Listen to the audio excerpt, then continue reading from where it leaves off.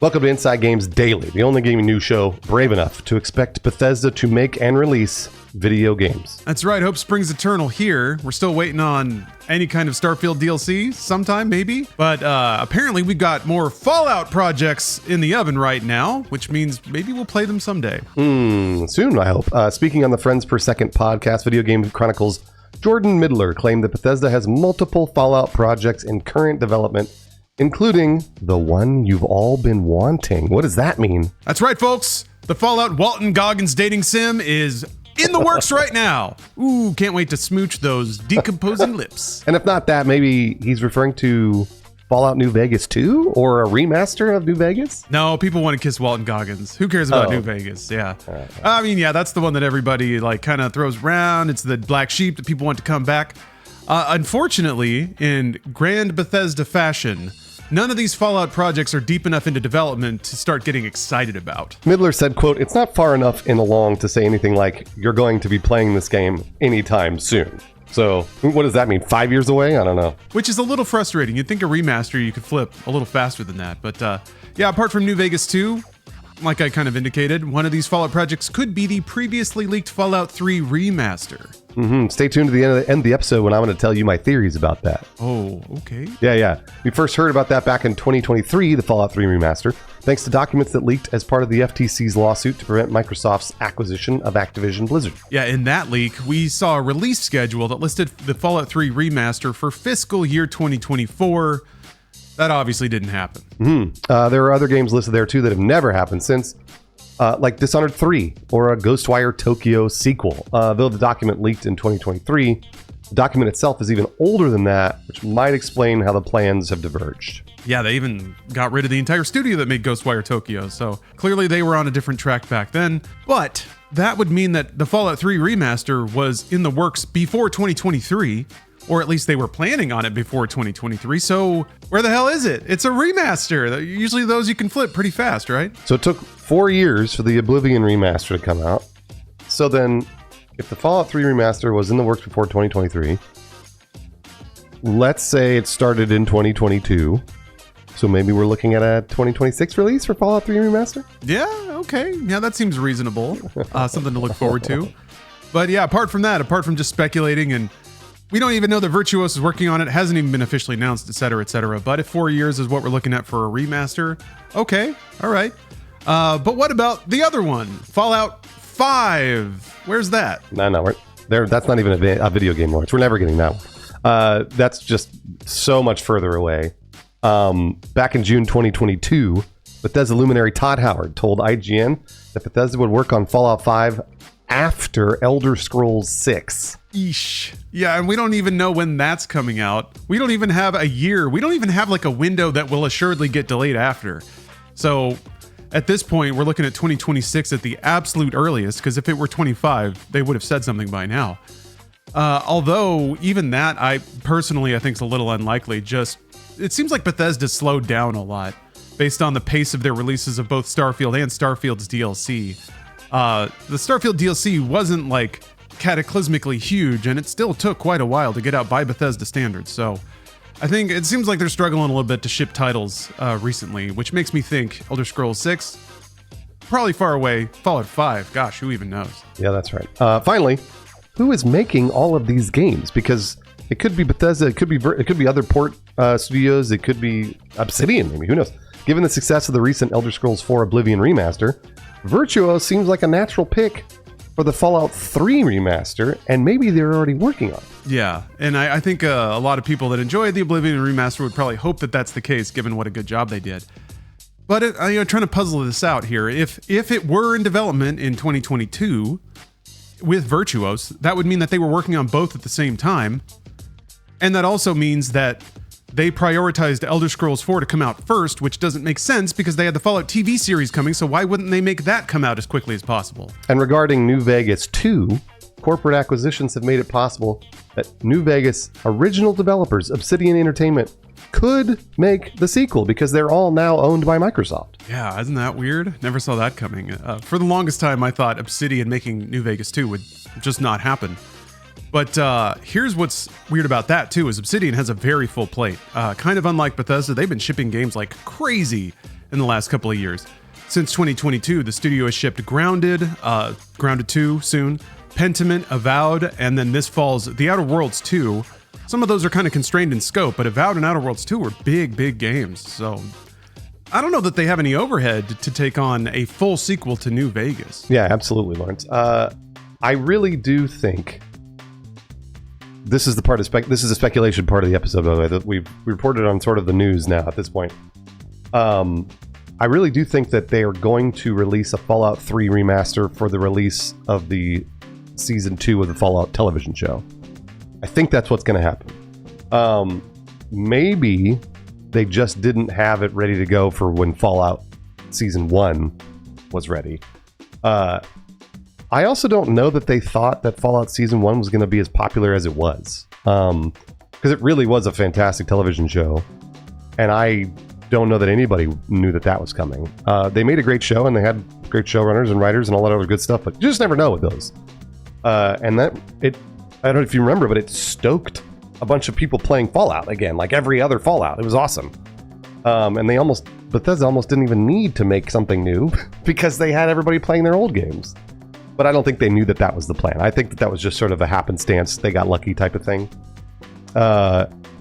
And then in terms of New Vegas and New Vegas 2, I want to say the New Vegas remaster is going to happen before New Vegas 2.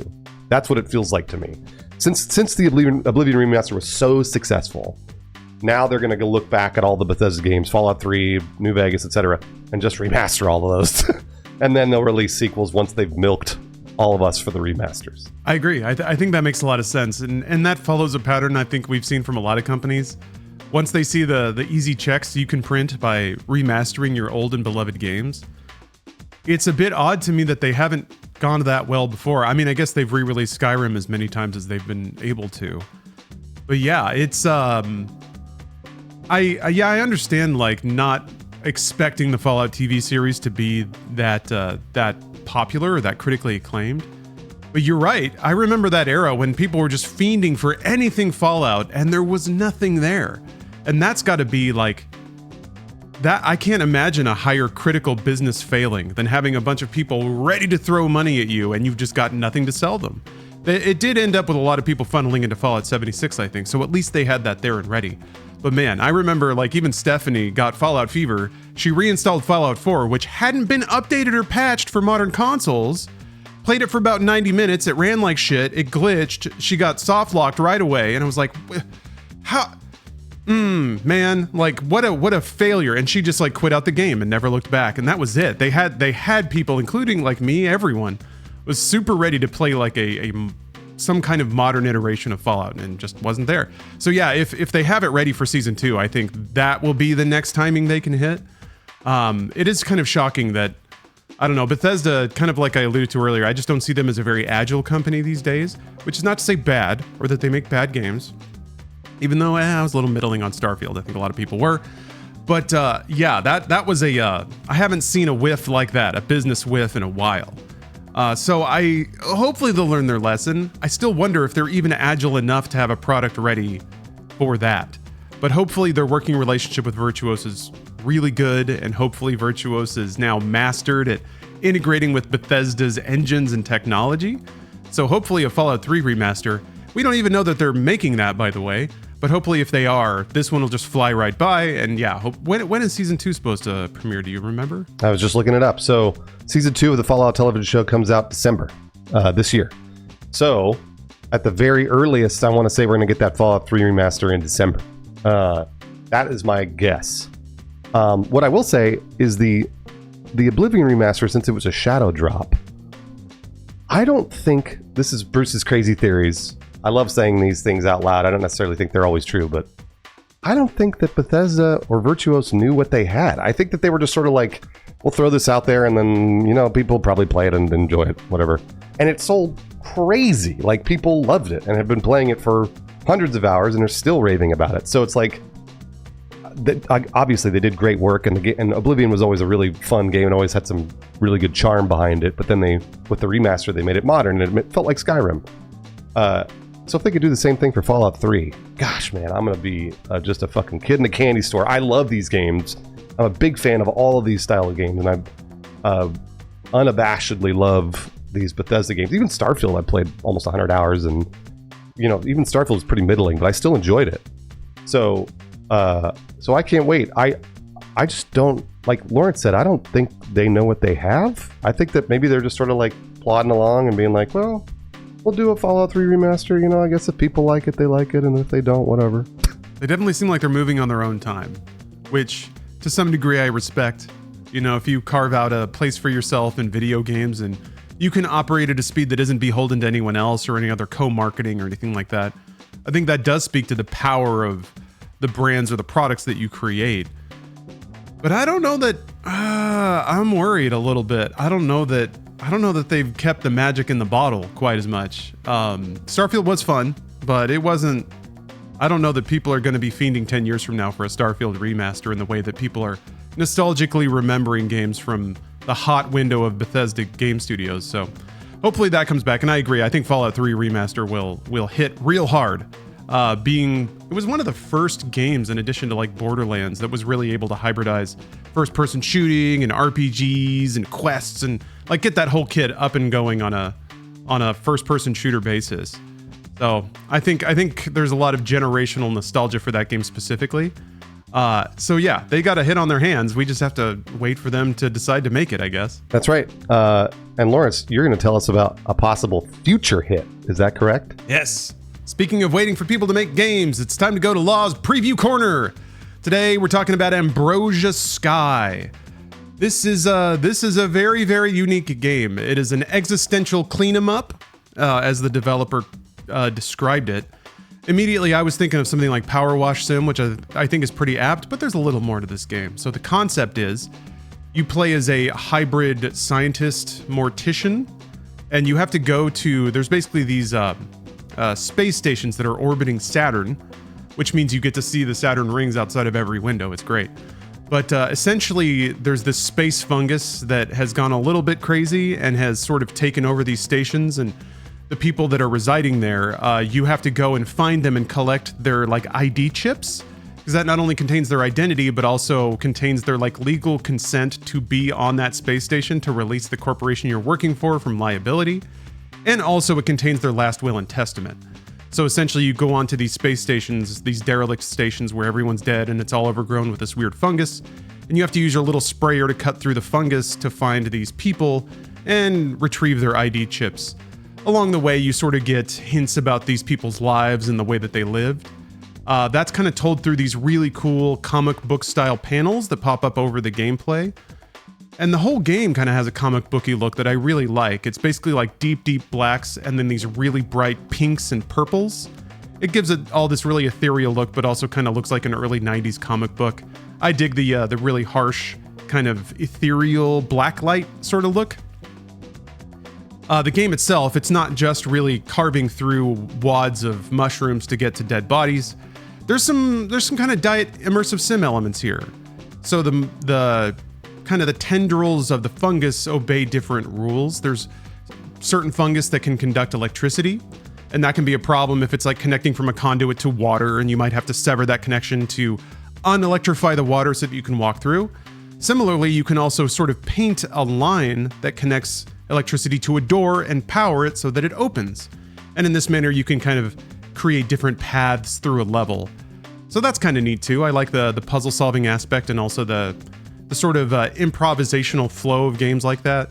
You can try to climb your way up to a vent to crawl through, or you can power a door, or you can turn off the gravity and go up somewhere else. So there were kind of neat things there. There's like an upgrade system where there are these nodules that grow in these giant trees of fungus. And if you carefully sort of cut them out, you can pick them up and get more resources for them versus just bulldozing the whole thing and picking it out. So there's a nice little degree of technique there when it comes to getting resources to upgrade your character. But throwing back to the earlier part about it being sort of existential, clearly this game will have the main character, through the lens of all the people's ID chips that she picks up, confronting the idea of death. So I really like any game that sort of philosophically ruminates on anything beyond just being an entertainment sim or an entertainment delivery vehicle. And that's certainly what this game is going for. You're out in the blackness of space, you're alone. Death is certainly something that is kind of neighbor to that experience, always thinking about it. So it seems kind of meditative, pretty relaxing. There was actually a part at the end of the demo where I picked up some computer part, and then this sort of like AI or there was some entity that was controlling the station got mad at me. I think it was actually the fungus, and it triggered some self-destruct thing. So I had to actually run back through the stage as all the fungus was sort of growing back over. So there are moments of intensity in addition to moments of sort of solitude and puzzle solving and observation and rumination and meditation and all the Asians. So that's Ambrosia Sky. It's both being developed and published by Soft Rains. Oh yeah, and they're also teaming up with Blackbird Interactive, who made Hard Space Shipbreaker, another sort of out in the blackness of space, ruminating on your own mortality as you bust up giant spaceships game. But that's kind of the idea. Like I said, I really like any game that has like a philosophical hook to it. So I'm curious to explore it.